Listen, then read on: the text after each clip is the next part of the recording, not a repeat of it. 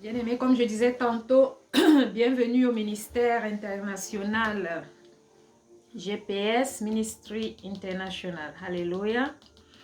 Nous bénissons le Seigneur qui a permis que nous soyons encore rassemblés ici aujourd'hui. La distance n'est pas une barrière, bien-aimés. Dimanche dernier, j'étais en déplacement et j'ai prêché en retour, pendant le retour dans la voiture. Mais c'est le Seigneur qui rend tout possible. Alléluia. L'essentiel est que ce soit fait ce que nous avons à faire. Alléluia. L'endroit, le lieu n'est pas important. Je bénis le nom de Dieu qui nous a permis d'être ici en ce moment.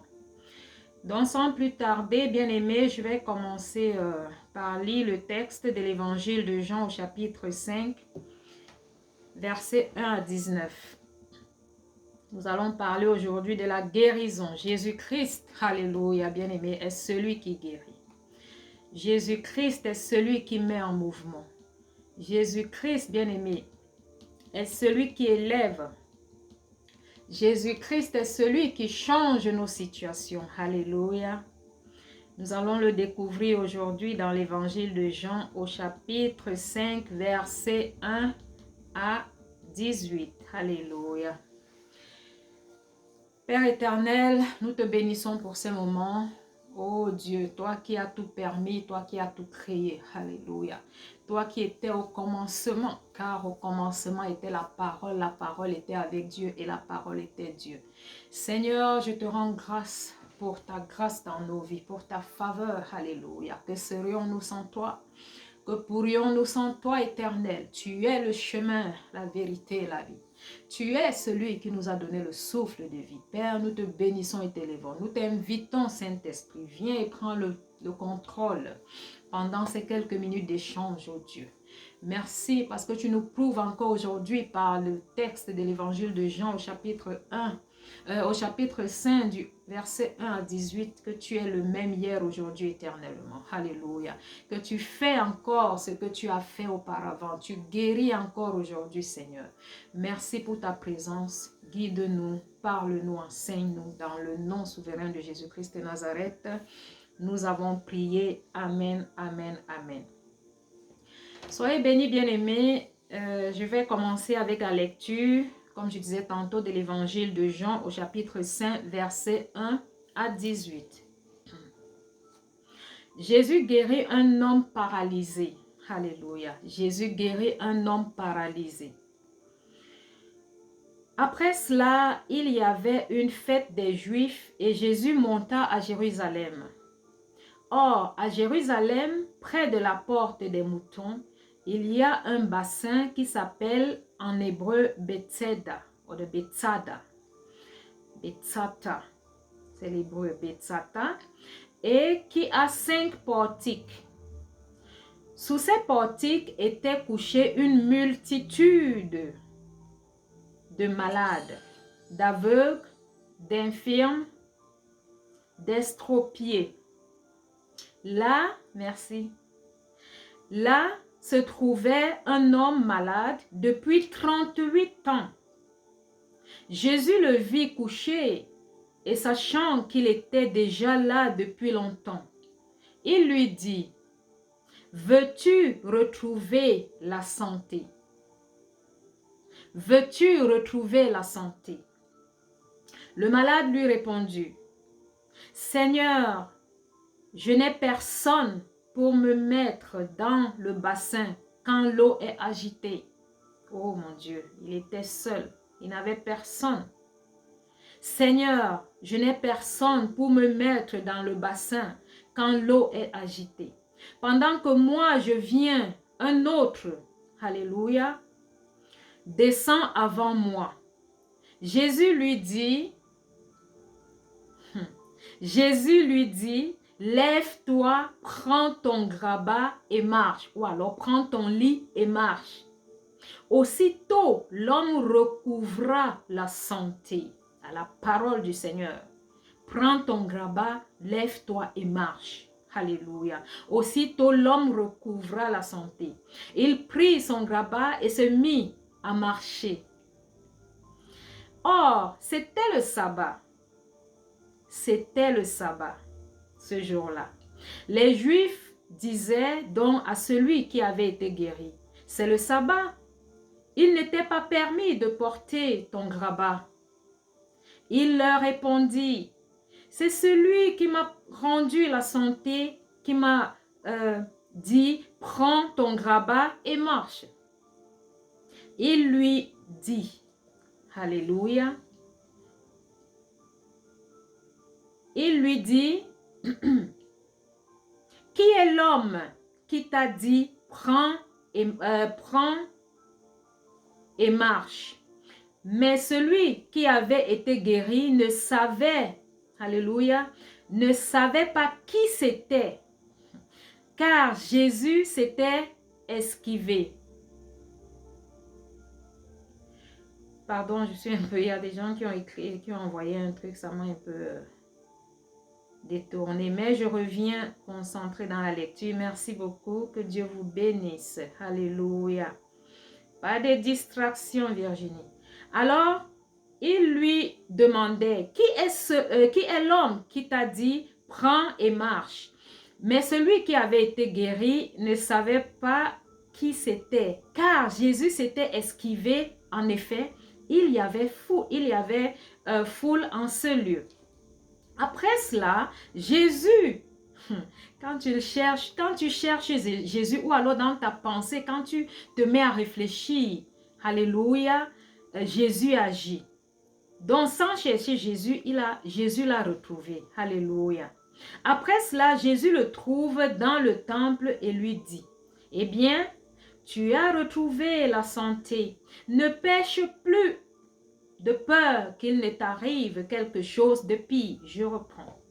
Jésus dit à celui qui a été guéri, « Eh bien, tu as retrouvé la santé, ne pêche plus, de peur qu'il ne t'arrive quelque chose de pire. » L'homme s'en alla, dit aux Juifs que c'était Jésus qui lui avait rendu la santé.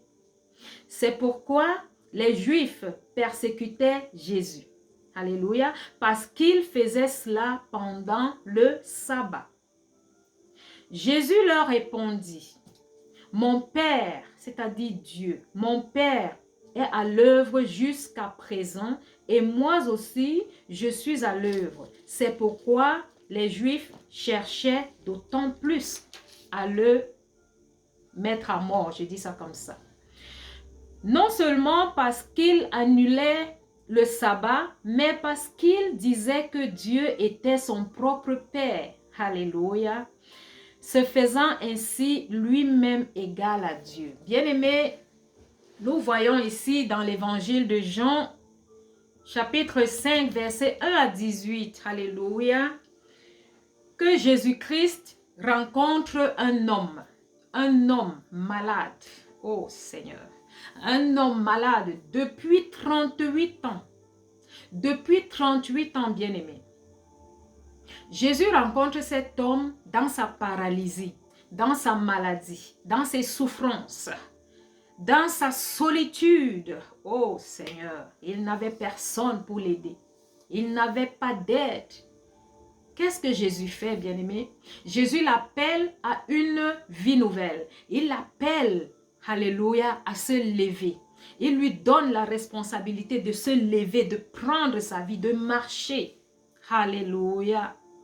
Donc cet homme malade, depuis 38 ans, bien-aimé, allongé, comme nous l'avons lu, près du bassin de Bethesda, alléluia, il n'a personne. Imagine aujourd'hui, bien-aimé, quelqu'un qui est malade. Non seulement il n'a personne, et en plus il est malade. Oh, alléluia. Il n'y a que Jésus pour rencontrer de telles personnes, bien-aimées, par son grand amour inconditionnel. Alléluia. Donc il n'avait ni aide, ni espoir. 38 ans de maladie. Pouvons-nous imaginer tout ce qu'il a subi? Tout l'abandon, tout le mépris. Oh, 38 ans, mais il a résisté malgré sa maladie. Il ne s'est pas donné, il ne s'est pas enlevé la vie. Je ne veux pas utiliser le mot ici. Il ne s'est pas enlevé la vie, bien-aimé. Il a résisté dans sa maladie. Il a eu l'espoir qu'un jour, il descendra dans cette eau d'une manière ou d'une autre et qu'il trouvera la guérison. Alléluia. Et la Bible dit que Jésus savait qu'il était là-bas il y a longtemps. Jésus nous connaît. Jésus connaît notre situation. Alléluia. Il nous voit, bien-aimés. On ne doit pas abandonner. On ne doit pas se poser les questions. On doit juste dire, Seigneur, nous voici. Seigneur, aujourd'hui que nous connaissons Jésus. Alléluia. Nous avons la grâce de connaître Jésus, d'entendre parler de Jésus. Donc nous devons résister, quelle que soit la situation qui prévaut, quelle que soit la maladie, quelle que soit la souffrance, nous devons persévérer, nous ne devons pas abandonner parce que Jésus, comme il a vu cet homme, il savait que cet homme avait été malade autant d'années. Il était là-bas à cet endroit depuis longtemps parce qu'il attendait sa guérison. Jésus le connaissait et Jésus est venu à sa rencontre. Alléluia! Jésus-Christ est venu à sa rencontre. Donc Jésus a vu qu'il avait besoin d'aide.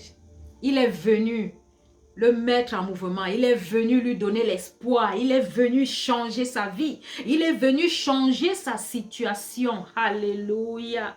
Jésus-Christ a changé la situation de l'homme malade depuis 38 ans à la piscine de Bethesda, bien-aimé. Il est le même hier, aujourd'hui et éternellement.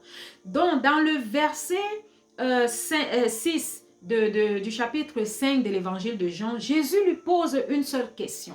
Il lui pose une question, bien-aimée, qui n'a rien à voir avec sa maladie. Il ne lui demande pas d'où viens-tu, comment t'appelles-tu, pourquoi est-ce que tu es là, depuis quand est-ce qu'il savait tout.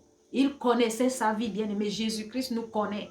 Quand nous parcourons toute la Bible, nous voyons que Jésus connaît. Jésus nous connaît, il connaît notre histoire. Et son but, son désir, c'est de nous sauver. Son désir, c'est de nous libérer. Son désir, c'est de nous élever, de nous mettre en mouvement, bien-aimé, de nous donner la vie. Alléluia. De nous donner la vie en abondance. Donc Jésus-Christ, qui connaissait cet homme à la piscine de Bethesda, est venu à sa rencontre, est venu lui poser une seule question. Veux-tu être guéri? Veux-tu être guéri? Jésus-Christ nous pose la même question aujourd'hui, bien-aimés. Dans quelle que soit la situation que nous endurons, quelle que soit la situation dans laquelle nous sommes, Jésus-Christ nous demande, est-ce que tu veux être guéri? Veux-tu être guéri de ta situation de maladie? Veux-tu être guéri de ta situation de pauvreté? Veux-tu être guéri du célibat?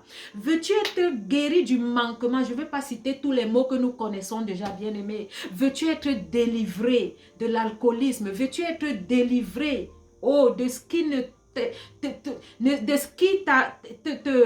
comment dirais-je, te rend captif, bien-aimé? Veux-tu être délivré des filets de l'oiseleur?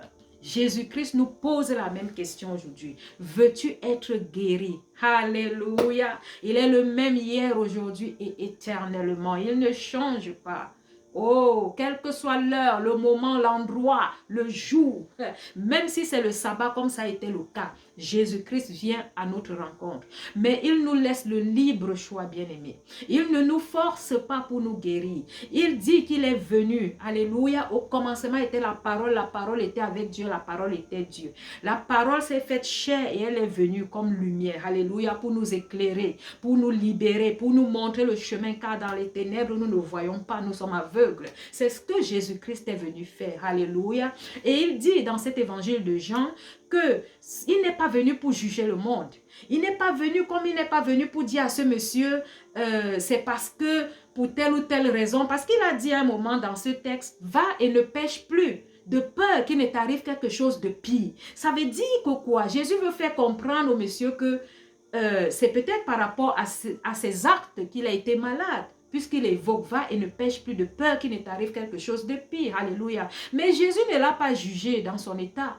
Il est venu pour le guérir. Il lui a posé une seule question. Il n'a pas dit, tu as péché, tu as fait ci ou ça, c'est à cause de telle ou telle chose. Non. Il lui a demandé, qu'est-ce que tu veux? qu'est-ce que tu veux? Veux-tu être guéri? Alléluia. Puisque dans ce cas, il était malade, il était paralysé et il n'avait personne. Jésus-Christ est venu comme une aide. Jésus-Christ est pour nous une aide. Il est un ami, il est un Dieu. Il est le consolateur. Alléluia. Il est le conseiller bien-aimé. Donc il est venu pour le cas de cet homme lui demander, veux-tu être guéri? Et le monsieur, qu'est-ce que le monsieur lui a répondu? Le monsieur lui a dit, Seigneur, je n'ai personne pour me conduire à l'eau. Je n'ai personne pour me mettre dans cette eau. Oh! Selon l'histoire de cette eau bien-aimée, il était question que quand l'eau bouge, alléluia, les malades doivent rentrer dans cette eau et ils trouvent leur guérison. Alléluia. Et le cas de cet homme qui n'avait personne, il est resté là 38 ans. Il n'a eu personne. J'imagine même les gardes malades de ceux qui aidaient les autres à rentrer dans l'eau. Ils n'ont pas eu, oh Seigneur, un peu de sagesse pour aider celui qui n'avait personne. Juste le mettre dans l'eau, non.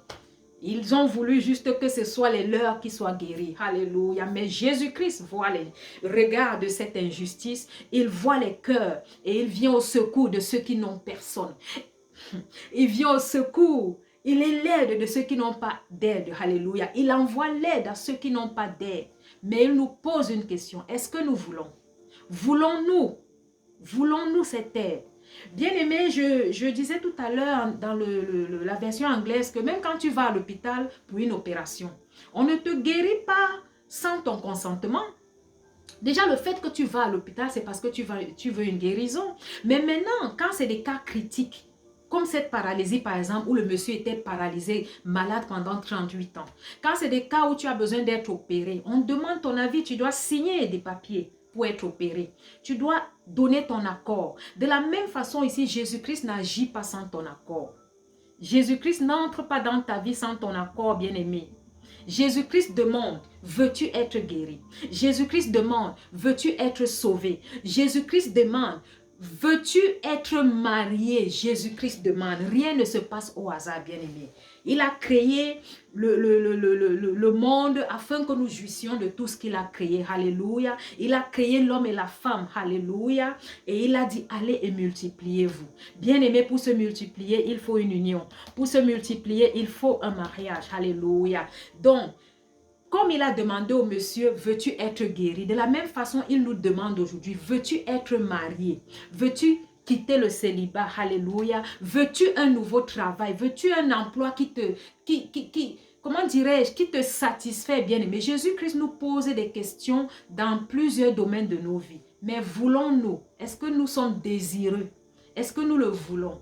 Alléluia. Donc, cette question que Jésus a posée à ce malade, n'est pas juste une question médicale, alléluia, c'est une question même spirituelle, parce que ce qui s'est passé est miraculeux, alléluia, ce qui s'est passé est simplement miraculeux. Ce malade n'a pas utilisé les chemins que les autres ont utilisés pour être guéri.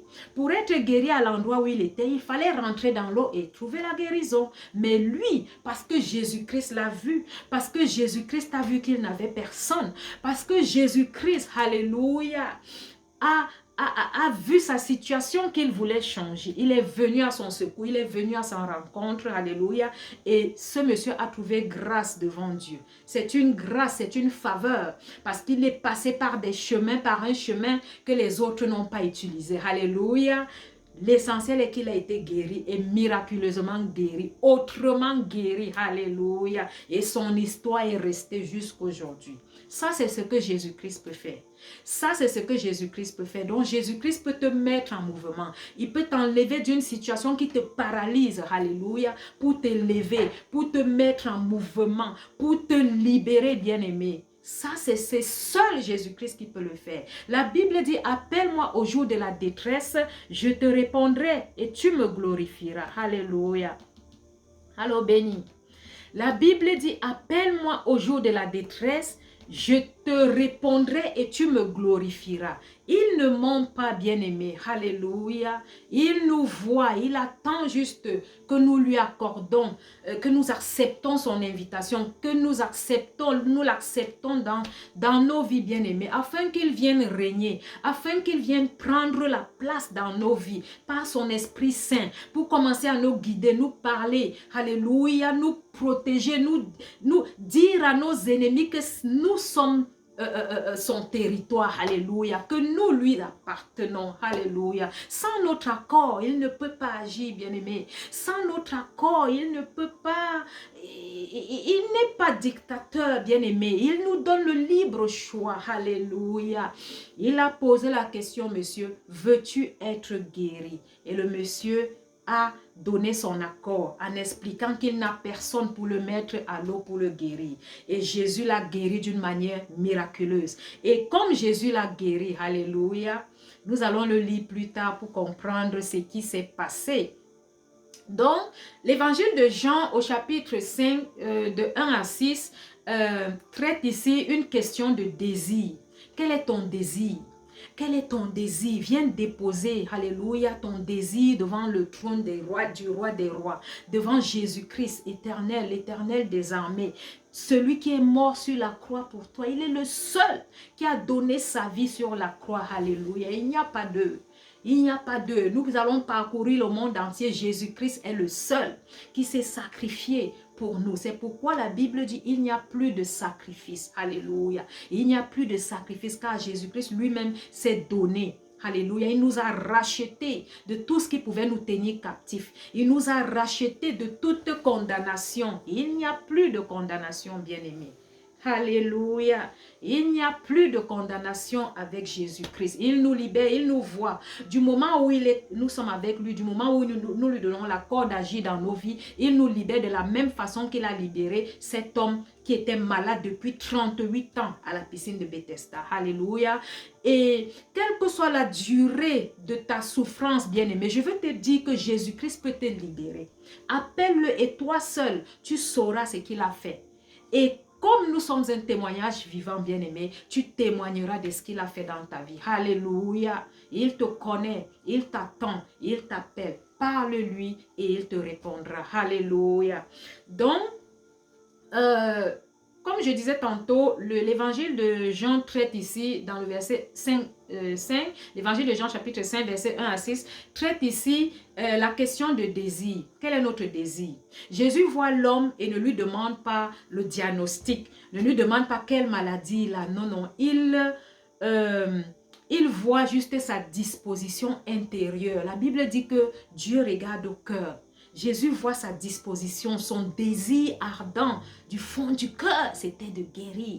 Oh, mais il n'avait personne pour l'aider. Et Jésus vient à son secours. Alléluia. Jésus est venu à son secours. Il a vu sa disposition, il a vu son cœur, son désir. Son désir. Oh, alléluia. Donc, nous voyons aussi dans Jérémie 17 au verset 14 que là-bas, il est écrit « Guéris-moi, Seigneur, guéris-moi, Éternel, et je serai guéri. » Donc, parle simplement au Dieu des armées, à Jésus-Christ de Nazareth, quelle que soit la situation dans laquelle tu te trouves, qu'il te guérisse, qu'il te guérisse, qu'il te visite. Il te connaît comme il a visité cet homme à la piscine de Bethesda, qu'il te visite dans ton lieu secret. Dans ton lieu secret, que Jésus-Christ te visite. Il est vrai, il le fait encore aujourd'hui. Alléluia. Guéris-moi, Seigneur. Guéris-moi, Éternel, et je serai guéri. Alléluia. Le psaume 38, 10 dit, Seigneur, devant toi est tout mon désir. Devant toi est mon désir. Viens au Seigneur. Alléluia. Dépose tout devant la croix. Dépose tout devant ton trône. Alléluia. Dépose ton joug qui est lourd et prends son joug qui est léger. Il te décharge, bien-aimé. Franchement, il te décharge. Il nous libère. Il nous affranchit. Alléluia. D'abord spirituellement, nous voyons les effets physiques. Il nous redonne notre joie. Il nous redonne la vie, bien-aimé. Il nous redonne la santé comme il a fait avec cet homme à la piscine de Bethesda. Alléluia. Et dans Matthieu 9, 28, qu'est-ce que Jésus nous dit? Il nous demande, croyez-vous que je peux faire cela? Croyez-vous que je peux faire cela? Jésus nous demande, alléluia, croyez-vous que je peux faire cela? C'est en croyant, bien-aimés, que nous avons confiance en Jésus, que nous croyons qu'il peut le faire. La Bible dit, tout est possible à celui qui croit. Tout est possible à celui qui croit, alléluia. Tout est possible. Donc Jésus nous demande, croyez-vous que je peux faire cela? Est-ce que tu crois qu'il peut te délivrer de ta situation? Est-ce qu'il va le faire? Certainement, bien-aimé. Car il dit dans Jérémie 29, 11 à 13, que ses plans pour nous sont des plans de prospérité. On ne parle pas ici de l'évangile de prospérité. Et même, ces plans pour nous sont des plans de prospérité. C'est le Seigneur Dieu qui le dit. Alléluia. Et nous prenons possession de cette parole. Alléluia. Et il dit que si nous le cherchons du fond du cœur, si nous le cherchons, on n'a pas besoin de parler, le désir doit venir du plus profond de nous-mêmes. Si nous le cherchons du fond du cœur, nous allons le trouver. Il va se laisser trouver et il nous répondra et il va nous répondre. Si nous le prions, il nous répondra. Et dans le psaume 51, 10, il dit, appelle-moi au jour de la détresse, je te répondrai et tu me glorifieras, bien-aimé. Alléluia. Alléluia. Bien-aimé, parfois il nous arrive des situations, on croit que Jésus n'a pas répondu ou que Dieu n'est pas là. Non. Parfois Dieu nous fait passer par des situations parce qu'il veut parler à quelqu'un d'autre, parce qu'il veut nous enseigner, parce qu'il veut rencontrer quelqu'un d'autre à travers nous. J'ai un cas où ma voiture était en panne.